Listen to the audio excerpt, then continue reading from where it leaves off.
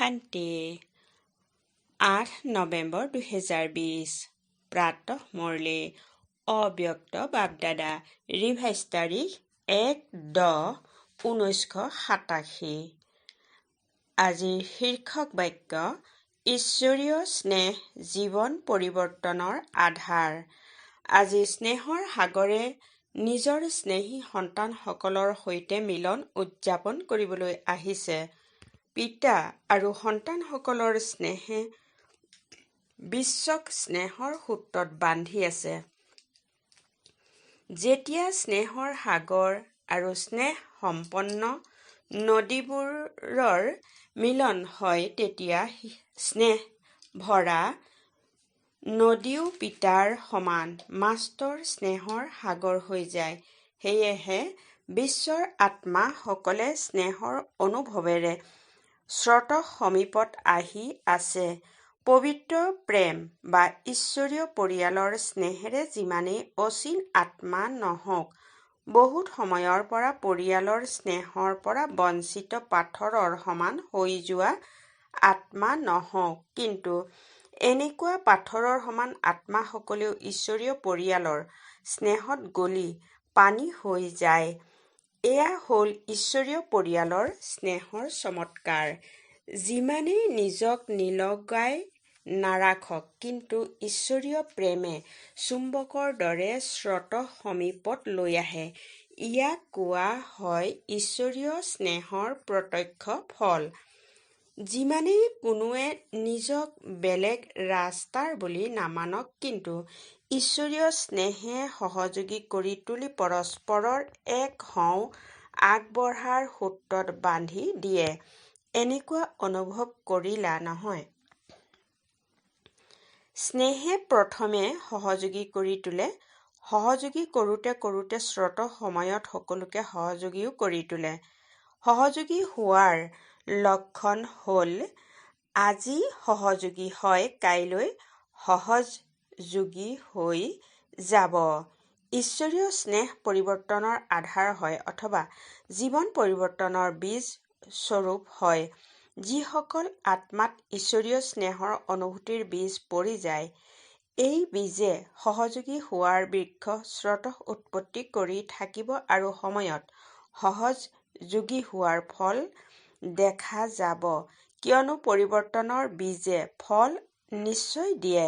কেৱল কোনোবাটো ফল সোনকালে ওলায়, কোনোবাটো ফল সময়ত ওলায়। চাৰিওফালে চোৱা, তোমালোক সকলো মাষ্টৰ স্নেহৰ সাগৰ। বিশ্ব সেৱাধাৰী সন্তানসকলে কি কাৰ্য কৰি আছা? বিশ্বত ঈশ্বৰীয় পৰিয়ালৰ স্নেহৰ বীজ সিঁচি আছা। যলৈকে যোৱা, লাগিলে কোনোবা নাস্তিক হওক বা আস্তিক হওক, পিতাক নজনাকেই নামানাকেই, কিন্তু ইমানখিনি নিশ্চয় অনুভৱ কৰে যে এনেকুৱা ঈশ্বৰীয় পৰিয়ালৰ প্ৰেম যি তোমালোক শিৱবংশী ব্ৰহ্মা কুমাৰ ব্ৰহ্মা কুমাৰীসকলৰ পৰা পোৱা যায়, এয়া আন ক'তো পোৱা নাযায়। আৰু এইটো মানে যে এই স্নেহ বা প্ৰেম সাধাৰণ নহয়, এয়া অলৌকিক প্ৰেম হয় বা ঈশ্বৰীয় স্নেহ হয়। তেন্তে আওপকীয়াকৈ নাস্তিকৰ পৰা আস্তিক হৈ গ'ল নহয় জানো? ঈশ্বৰীয় প্ৰেম হয় তেন্তে সেয়া ক'ৰ পৰা আহিল? কিৰণে সূৰ্যক স্বতঃসিদ্ধ কৰে। ঈশ্বৰীয় প্ৰেমে, অলৌকিক স্নেহে, নিস্বাৰ্থ স্নেহে স্বতঃ দাতা পিতাক সিদ্ধ কৰে। আওপকীয়াকৈ ঈশ্বৰীয় স্নেহৰ প্ৰেমৰ দ্বাৰা স্নেহৰ সাগৰ পিতাৰ সৈতে সম্বন্ধ গঢ়ি উঠে।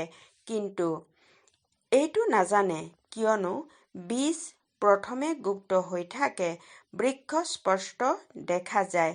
গতিকে ঈশ্বৰীয় স্নেহৰ বীজে সকলোকে সহযোগী তথা সহযোগী প্ৰত্যক্ষ ৰূপত সময় অনুযায়ী প্ৰত্যক্ষ কৰাই আছে আৰু কৰাই থাকিব। তেন্তে সকলোৱে ঈশ্বৰীয় স্নেহৰ বীজ সিঁচাৰ সেৱা কৰিলা। সহযোগী কৰি তোলাৰ শুভ ভাৱনা আৰু শুভকামনাৰ বিশেষ দুটি পাতো প্ৰত্যক্ষ ৰূপত দেখিলা। এতিয়া এই ডাল বৃদ্ধি প্ৰাপ্ত কৰি প্ৰত্যক্ষ ফল দেখুৱাব। বাপ-দাদাই সকলো সন্তানৰ ভিন্ন ভিন্ন প্ৰকাৰৰ সেৱা দেখি হৰ্ষিত হয়। ভাষণ দিওঁতা সন্তানেই হওক বা স্থূল সেৱা কৰোঁতা সন্তানেই হওক, সকলোৰে সহযোগৰ সেৱাৰে সফলতাৰ ফল প্ৰাপ্ত হয়। পহৰা দিওঁতাই হওক বা বাচন চোৱা-চিতা কৰোঁতাই হওক, কিন্তু যিদৰে পাছতি আঙুলিৰ সহযোগেৰে কিমান শ্ৰেষ্ঠ কাৰ্য, বিশাল কাৰ্য সহজে হৈ যায়, সেইদৰে প্ৰত্যেক ব্ৰাহ্মণ সন্তানৰ সহযোগেৰে যিমান ভাবিছিলা যে এনেকুৱা হ'ব, সেই ভবাতকৈ হাজাৰ গুণ বেছি সহজে কাৰ্য হৈ গ'ল। এয়া কাৰ চমৎকাৰ বাৰু? সকলোৰে। যি কাৰ্যতে সহযোগী হ'ল, চাফ-চিকুণ কৰি ৰাখিলে, মেজ পৰিষ্কাৰ কৰিলে, কিন্তু সকলোৰে সহযোগৰ পৰিণাম সফলতা হয়। এই সংগঠনৰ শক্তি মহান হয়। পিতাই চাই আছিল কেৱল মধুবনলৈ অহা সন্তানসকলেই নহয়, কিন্তু যিসকল সাকাৰতো নাছিল, চাৰিওফালৰ ব্ৰাহ্মণ সন্তানসকলৰ, দেশৰে হওক বা বিদেশৰে হওক, সকলোৰে মনৰ শুভ ভাৱনা আৰু শুভ কামনাৰ সহযোগ আছিল। এই সকলো আত্মাৰ শুভ ভাৱনা, শুভ কামনাৰ দুৰ্গই আত্মাসকলক পৰিৱৰ্তন কৰি দিয়ে। অৱশ্যে নিমিত্ত শক্তিসকলো আছিল, পাণ্ডৱো আছিল নিমিত্ত সেৱাধাৰী। বিশেষ প্ৰত্যেক কাৰ্যত হয়েই, কিন্তু বায়ুমণ্ডলৰ দুৰ্গ সকলোৰে সহযোগেৰেই গঢ়ি উঠে। নিমিত্ত হোৱা সন্তানসকলকো বাপ-দাদাই শুভেচ্ছা জনায়, কিন্তু সকলোতকৈ বেছি শুভেচ্ছা সকলো সন্তানৰ প্ৰতি পিতাক সন্তানসকলে কি শুভেচ্ছা জনাব, কিয়নো পিতাটো অব্যক্ত হৈ গ'ল। বক্তব্যটো সন্তানসকলক নিমিত্ত কৰালে, সেয়েহে বাপ-দাদাই সদায় সন্তানসকলৰে গীত গায়। তোমালোকে পিতাৰ গীত গোৱা, পিতাই তোমালোকৰ গীত গায়। যি কৰিলা বহুত ভাল কৰিলা। ভাষণ দিওঁতাসকলে ভাল ভাষণ দিলে, মঞ্চ সজোৱাসকলে মঞ্চ ভালকৈ সজালে, আৰু বিশেষ যোগযুক্ত ভোজন তৈয়াৰ কৰোঁতাসকল, খুৱাওঁতাসকল, পাচলি কাটোতাসকল আছিল। প্ৰথম আধাৰটো হৈছে পাচলি কটা। পাচলি নাকাটিলে ভোজন কি ৰান্ধিব? সকলো বিভাগৰ সকলোৱে সকলো প্ৰকাৰেৰে সেৱাৰ নিমিত্ত হ'ল। শুনালো নহয়, যদি চাফ-চিকুণ কৰাসকলে চাফ-চিকুণ নকৰে, তেতিয়াও প্ৰভাৱ নপৰে। প্ৰত্যেকৰে চেহেৰা ঈশ্বৰীয় স্নেহসম্পন্ন নহ'লে তেন্তে সেৱাৰ সফলতা কেনেকৈ হ'ব? সকলোৱে যিয়েই কাৰ্য কৰিলে স্নেহ ভৰাই কৰিলে, সেয়েহে তেওঁলোকৰ মাজতো স্নেহৰ বীজ পৰিল। উৎসাহ উদ্দীপনাৰে কৰিলে, সেইবাবে তেওঁলোকৰ মাজতো উৎসাহ উদ্দীপনা থাকিল। ভিন্নতা থকা স্বত্বেও স্নেহৰ সূত্ৰৰ কাৰণে একতাৰে কথোপকথন চলি থাকিল। এয়া বায়ুমণ্ডলৰ ছত্ৰছায়াৰ বিশেষত্ব আছিল। বায়ুমণ্ডল ছত্ৰছায়া হৈ যায়, গতিকে ছত্ৰছায়াৰ ভিতৰত থকাৰ কাৰণে যেনেকুৱা সংস্কাৰৰে নহওক স্নেহৰ প্ৰভাৱত সমাহিত হৈ আছিল। বুজিলা? সকলোৰে ডাঙৰতকৈ ডাঙৰ দায়িত্ব আছিল। সকলোৱে সেৱা কৰিলে। যিমানেই তেওঁলোকে বেলেগ কিবা ক'ব খোজে, তথাপিও বায়ুমণ্ডলৰ বাবে ক'ব নোৱাৰে। মনত কিবা ভাবিলেও কিন্তু মুখেৰে প্ৰকাশিত হ'ব নোৱাৰে, কিয়নো প্ৰত্যক্ষ ৰূপত তোমালোক সকলোৰে জীৱনৰ পৰিৱৰ্তন দেখি তেওঁলোকৰো পৰিৱৰ্তনৰ প্ৰেৰণা স্ৰোত আহি আছিল। প্ৰত্যক্ষ প্ৰমাণ দেখিলা নহয়, শাস্ত্ৰৰ প্ৰমাণতকৈ সকলোতকৈ ডাঙৰ হৈছে প্ৰত্যক্ষ প্ৰমাণ। প্ৰত্যক্ষ প্ৰমাণৰ আগত বাকী সকলো প্ৰমাণ সমাহিত হৈ যায়। এয়া হ'ল সেৱাৰ ফলাফল। এতিয়াও সেই স্নেহৰ সহযোগৰ বিশেষত্বৰে আৰু সমীপত আনি থাকিবা, তেতিয়া আৰু অধিক সহযোগত আগবাঢ়ি যাবা। তথাপিও প্ৰত্যক্ষতাৰ আৱাজ তীব্ৰ তেতিয়াহে হ'ব, যেতিয়া সকলো সত্তাৰে সহযোগ হ'ব। বিশেষ সকলো সত্তাই যেতিয়া মিলি একেলগে আৱাজ তীব্ৰ কৰিব, তেতিয়াহে প্ৰত্যক্ষতাৰ পৰ্দা বিশ্বৰ আগত মুকলি হ'ব। বৰ্তমান সময়ত যি সেৱাৰ পৰিকল্পনা কৰিছা, সেয়া এই কাৰণেই কৰিছা। সকলো বৰ্গৰ অৰ্থাৎ সত্তাধাৰীসকল সম্পৰ্কত, সহযোগত আহক, স্নেহত আহক, তেতিয়া আকৌ সম্বন্ধত আহি সহযোগী হৈ যাব। যদি কোনোবা এটিও সত্তা সহযোগত নাহে, তেন্তে সকলোৰে সহযোগৰ যি কাৰ্য ৰাখিছা, সেয়া সফল কেনেকৈ হ'ব? এতিয়া বিশেষ সত্তাৰ আধাৰ স্থাপন হ'ল। ধৰ্ম সত্তা সকলোতকৈ শ্ৰেষ্ঠ সত্তা হয়, নহয় জানো? সেইটো বিশেষ সত্তাৰ দ্বাৰা আধাৰ আৰম্ভ হ'ল। স্নেহৰ প্ৰভাৱ দেখিলা নহয়? এনে লোকসকলে কি কৈছিল? এওঁলোকে ইমান সকলোকে একেলগে কেনেকৈ নিমন্ত্ৰণ জনাই আছে? অৰ্থাৎ ভাৰতৰ সকলো মহামণ্ডলেশ্বৰৰ প্ৰথম সন্মিলন। এই লোকসকলেও ভাবি থাকিলে নহয়, কিন্তু ঈশ্বৰীয় স্নেহৰ সূত্ৰ এডাল আছিল। সেয়েহে বিভিন্নতাৰ বিচাৰ থকা স্বত্বেও সহযোগী হোৱাৰ বিচাৰ একেই আছিল। সেইদৰে এতিয়া সকলো সত্তাক সহযোগী কৰা হৈও আছে, কিন্তু আৰু সমীপত সহযোগী কৰি যোৱা, কিয়নো এতিয়া সোণালী জয়ন্তী সমাপ্ত হ'ল। গতিকে এতিয়াৰ পৰা আৰু প্ৰত্যক্ষতাৰ সমীপত আহি গ'লা। হীৰক জয়ন্তী অৰ্থাৎ প্ৰত্যক্ষতাৰ আৱাজ তীব্ৰ কৰা। গতিকে এইটো বছৰৰ পৰা প্ৰত্যক্ষতাৰ পৰ্দা এতিয়া মুকলি হ'বলৈ আৰম্ভ হৈছে। এফালে বিদেশৰ দ্বাৰা ভাৰতত প্ৰত্যক্ষতা হ'ল, আনফালে নিমিত্ত মহামণ্ডলেশ্বৰসকলৰ দ্বাৰা কাৰ্যৰ শ্ৰেষ্ঠতাৰ সফলতা। বিদেশত UN অৰ্থাৎ আমেৰিকা যুক্তৰাষ্ট্ৰৰ সকলো নিমিত্ত হ'ল। তেওঁলোকো বিশেষ প্ৰসিদ্ধ আৰু ভাৰততো প্ৰসিদ্ধ হৈছে ধৰ্ম সত্তা। তেন্তে ধৰ্ম সত্তাসকলৰ দ্বাৰা সেই ধৰ্ম আত্মাসকলৰ প্ৰত্যক্ষতা হওক। এয়া হৈছে প্ৰত্যক্ষতাৰ পৰ্দা মুকলি হ'বলৈ আৰম্ভ কৰা। এতিয়া মুকলি হোৱা আৰম্ভ হৈছে। এতিয়া মুকলি হ'ব। পূৰা মুকলি হোৱা নাই, আৰম্ভ হৈছে। বিদেশৰ সন্তানসকল যি কাৰ্যৰ নিমিত্ত হ'ল, এয়াও বিশেষ কাৰ্য আছিল। প্ৰত্যক্ষতাৰ বিশেষ কাৰ্যত এইটো কাৰ্যৰ বাবে নিমিত্ত হৈ গ'ল।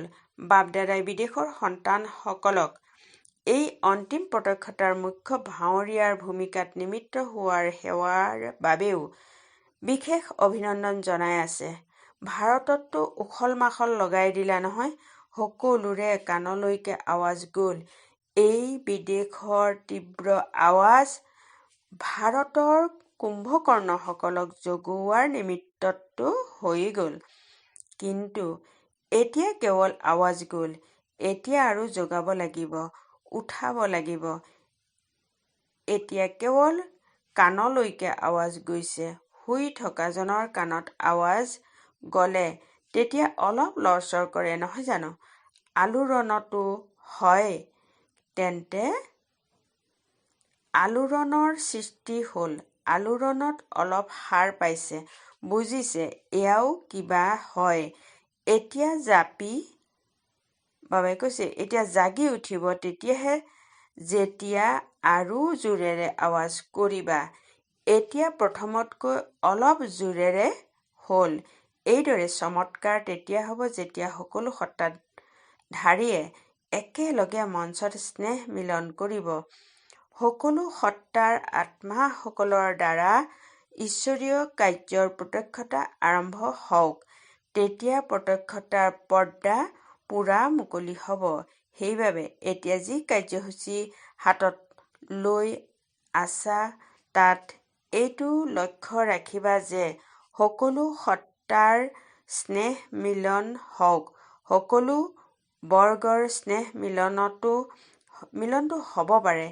যিদৰে সাধাৰণ সাধুসকলক নিমন্ত্ৰণ দিয়া সেয়া একো ডাঙৰ কথা নহয়, কিন্তু এয়া মহামণ্ডলেশ্বৰসকলক বিনম্ৰ নিমন্ত্ৰণ দিলা নহয় জানো?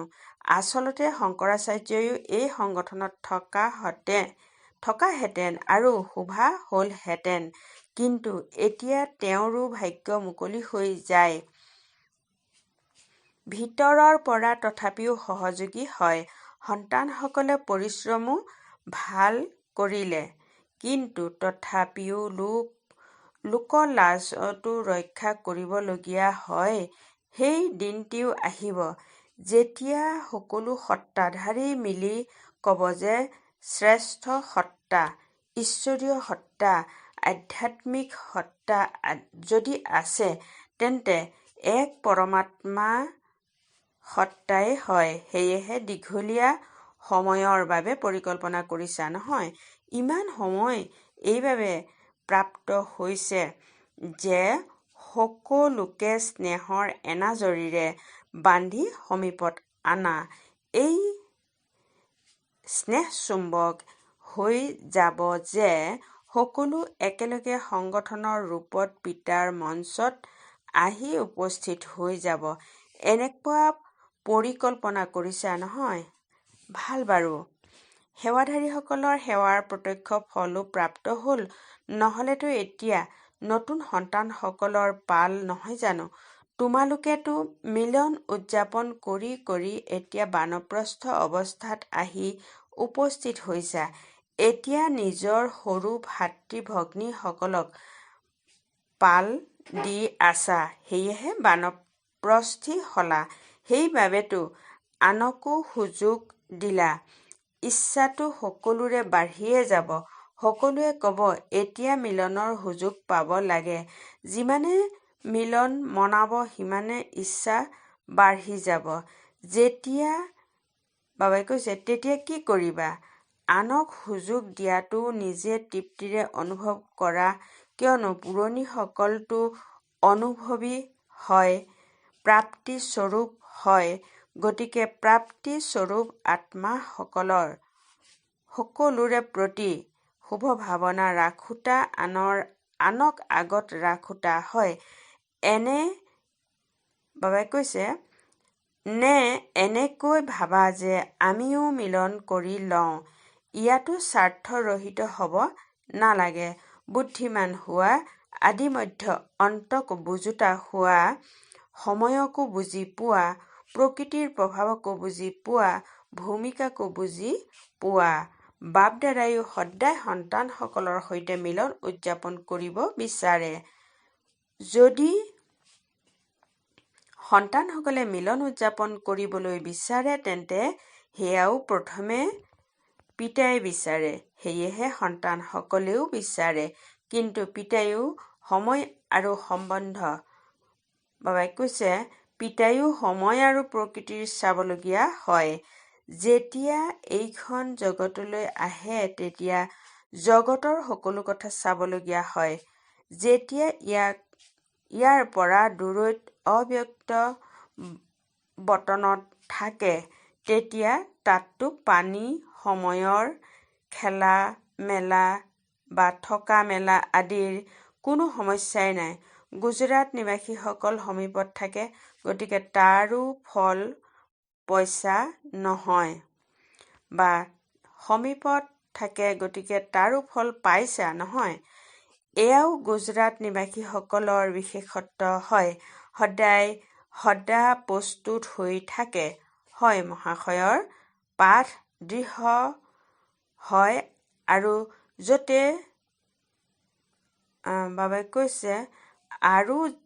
যাতে থাকিবলৈ স্থান পায়, তাতে থাকিও যায়। সকলো পৰিস্থিতিতে আনন্দিত হৈ থকাৰ বিশেষত্ব আছে। গুজৰাটত বুদ্ধিও ভাল হৈ আছে। সেৱাৰ উৎসাহ-উদ্দীপনাই নিজকো নিৰ্বিঘ্ন কৰি তোলে, লগতে আনৰো কল্যাণ কৰে। সেৱাভাৱৰো সফলতা আছে। সেৱাভাৱত যদি অহংকাৰ ভাৱ আহি যায়, তেন্তে তাক সেৱাভাৱ বুলি কোৱা নহ'ব। সেৱাভাৱ সফলতা প্ৰাপ্ত কৰাই অহংকাৰ ভাৱ যদি মিহলি হয় তেন্তে পৰিশ্ৰমো বেছি, সময়ো বেছি, তথাপিও নিজৰ সন্তুষ্টি নাথাকে। সেৱা ভাৱ থকা সন্তানসকলে সদায় নিজেও আগবাঢ়ে আৰু আনকো আগবঢ়াই নিয়ে। সদায় উড়ন্ত কলাৰ অনুভৱ কৰে, ভাল সাহসী হয়। য'ত সাহস থাকে ত'ত বাপ দাদাও সকলো সময়ত কাৰ্যত সহায়কাৰী হয়। মহাৰথীসকলতো হয়েই মহাদানী। যিসকল মহাৰথী সেৱাৰ প্ৰতি আহিছে, মহাদানী বৰদানী হোৱা নহয়, অনেক সুযোগ দিয়া এইটোও মহাদান বৰদান হয়। যেনেকুৱা সময় তেনেকুৱা ভূমিকা পালন কৰাৰ ক্ষেত্ৰত সকলো অতি মৰমৰ সন্তানসকল সদায় সহযোগী হৈ থাকিলে আৰু হৈ থাকিব।